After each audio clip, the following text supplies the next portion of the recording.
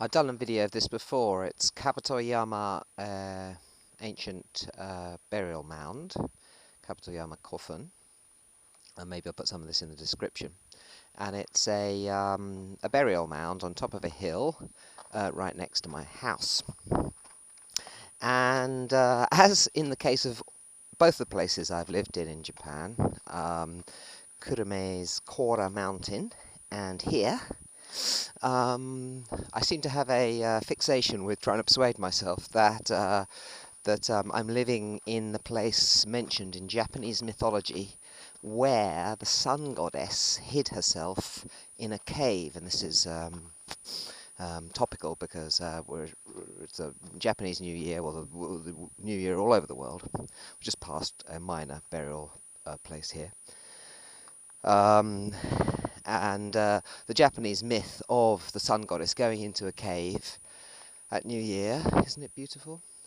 Is the one celebrated at New Year, sorry. She goes into a cave, the gods have a party, do a dance, convince her that they're having a good time. She comes out of the cave, or she opens the cave door a crack, and they show her a mirror, and they say, look, there's someone as beautiful as you out here. And so she's convinced, and she comes out. Was she deceived? Was she deceived?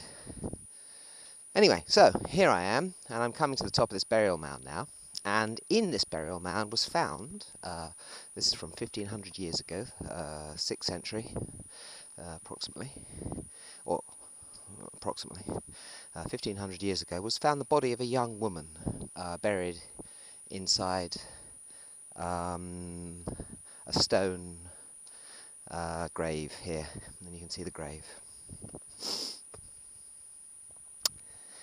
And apparently it's about 3 meters tall, the earth that they brought here, the people 1500 years ago.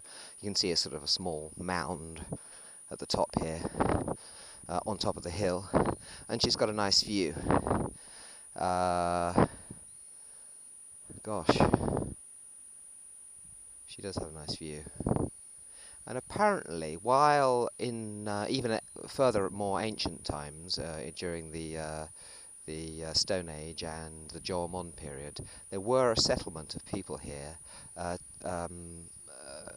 sea people who, particularly in this area, produce salt. And the sun's just coming up over the top of the trees here.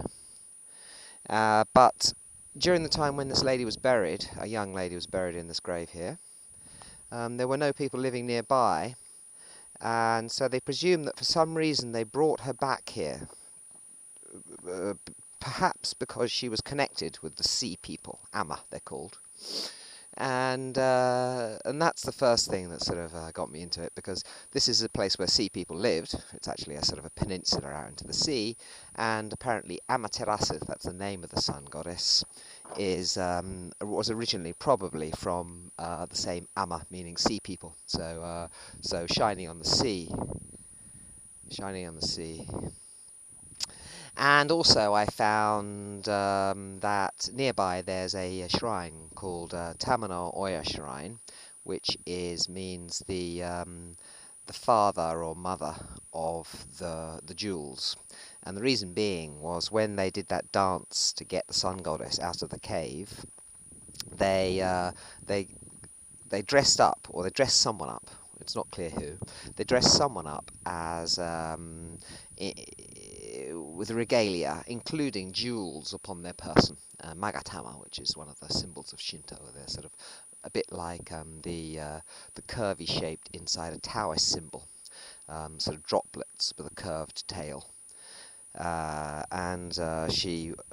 lady doing the dance to persuade the sun goddess that they were having a good time, to come out of her cave. Come on out now. Wore jeweled symbols. And so, since that shrine is nearby, that suggests that perhaps if there was any historical event, like a woman dying and people trying to persuade her to be reborn, then that perhaps, since that shrine's nearby, perhaps that suggests that this was the original cave or burial mound of the sun goddess. Isn't that ridiculous? But there's one other thing, is that this area is called Iwaya, which means stone house, and Iwaya is the name of the place where the Shinto myth took place. Iwayato. It took place at the door to the stone room, and that's the name it's given to in the mythology. And so I don't know, I waste my time on the internet. Oh, one other thing is that over there, I don't know if I'm going to be able to show anyone who may be so unfortunate as to see this video. No, I don't think I can. But in that direction, the nearest large mountain is called Fire Mountain, Hinoyama. And the famous mountain in the mythology near, or at the same place as this cave where the sun goddess hid herself, is called Kaguya Mountain. And Kaguya Mountain? Or Kagu Mountain, I'm not sure. And Kagu is also the name of the fire goddess, fire god, Kagutsuchi. So Fire Mountain could be called Kagu Mountain. So anyway, but it's all cobblers. I just have this obsession with trying to persuade myself that I live at the grave of the sun goddess. And that seemed to me to be so, I don't know, I just found it like, yeah, I live at the grave of the sun goddess. And then I was reading some books about the sun goddess, and Raphael Patai, the Hebrew goddess, it's about Asheran, is it? I'm not sure. The Hebrew goddess. Apparently the Hebrews, when they were worshipping Yahweh, they also worshipped his Elohim, El and his wife Asheran, I think her name is. She's got other names, maybe Asherati, Asheran. And he comments, Raphael Patai, in his very famous book, that all over the world, people seem to have worshipped the sun goddess, out of whom the world was made. The body of the sun goddess, body of the goddess, he says, the body of the goddess out of whom the world was made. And you see this also in Mexican devotion to Mary, that people will start digging in the ground, and then they'll find an effigy of Mary, and then that will become a great place of pilgrimage in Mexico, that people find the goddess sort of buried, as if she really is sort of still underneath, what the world is made out of. Do you get the drift? And so, and the other thing he points out, and this is the thing that I'm going to end my video with, is that people all over the world have these effigies to the sun goddess, to the goddess, which show a woman with enlarged breasts and enlarged shoulders and tiny feet.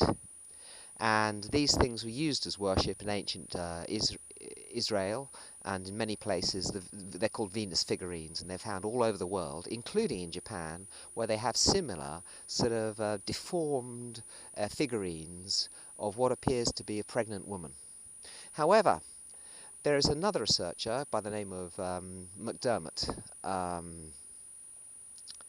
I've forgotten his first name, I'm very sorry, Professor McDermott, who points out that these figurines may not show sort of a deformed goddess who's in labour, or even if they do show someone in labour, the reason why it's deformed is not so as to accentuate her sort of femininity, but really because if you look at yourself from a first-person perspective, like this, then you've got tiny feet,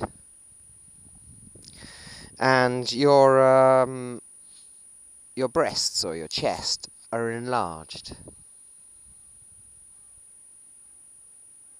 And for some reason, people the world over wanted to look at these figurines, and did that remind them of their first-person perspective? These these goddess figurines. And